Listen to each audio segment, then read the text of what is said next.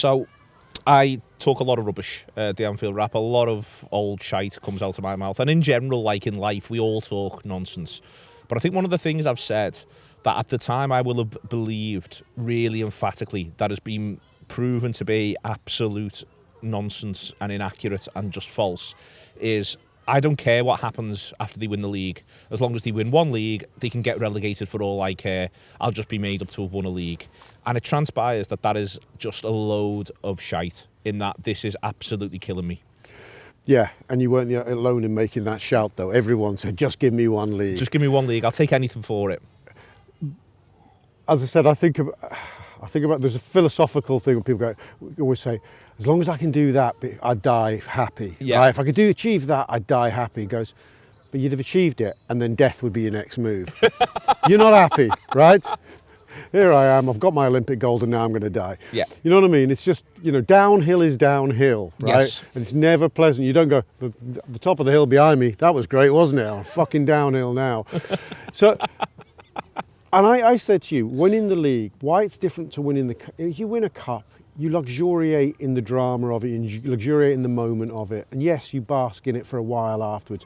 But a league is about the authority it bestows on you, right? I always said half the best thing about winning the league is people going, we're at the home of the champions this afternoon to watch the champions play against the makeweights, and all that kind of thing throughout the season is great. The authority it bestows, what it says about. It's not like you've won a cup, great, Istanbul, but we didn't know what was going to happen after Istanbul. But after winning the league in such style, we knew what was going to happen. We're going to dominate English football for a fucking generation. More fool us, we weren't, as it turns out. Or it'll be a lovely story, this. Ben Johnson's concept of peril in the story. This is serious peril. This is absolute horrendous peril. I mean, it's still, for me, on this, I think it's important. I think it's important not to panic. I understand why people are, not least because, like, the game against Chelsea, we're filming this the day after, and it was horrendous. And it was painful. It was the most painful of the defeats, strangely, and that includes the 4-1 to Manchester City. It absolutely, it was wounding, to be honest with you. I don't think there's reason to panic in the absolute, in the general, in anything like that. But there is an issue around the authority.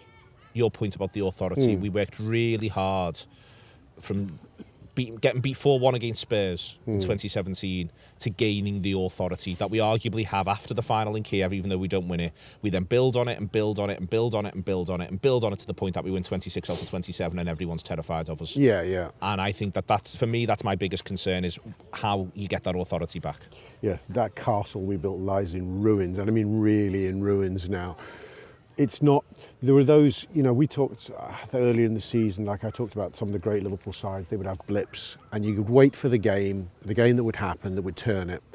There isn't a game that turns this now. There just isn't. It's going to be a long, slow, difficult process for us to get this back.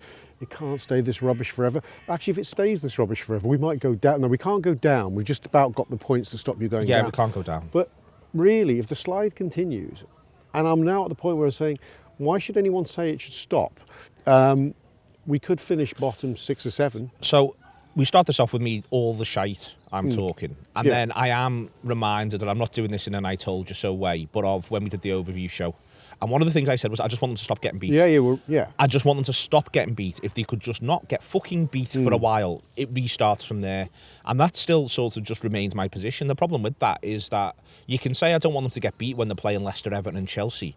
You sound like a fucking knobhead if that's your position when they're playing Fulham and Sheffield United.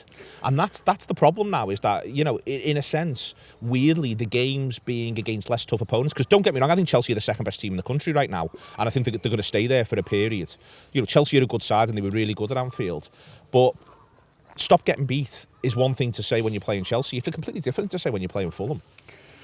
Yeah, but again, I was thinking about it last night. I can't remember, I messaged you on it. I was messaging so many fellow just frustrated Liverpool fans. Oh, my phone is like full of people who need a combination of counsel and some of them wanting to be very mean to me. Honestly, everyone's just in bits today. More so than any other defeat. I'll say it again, more than any other defeat.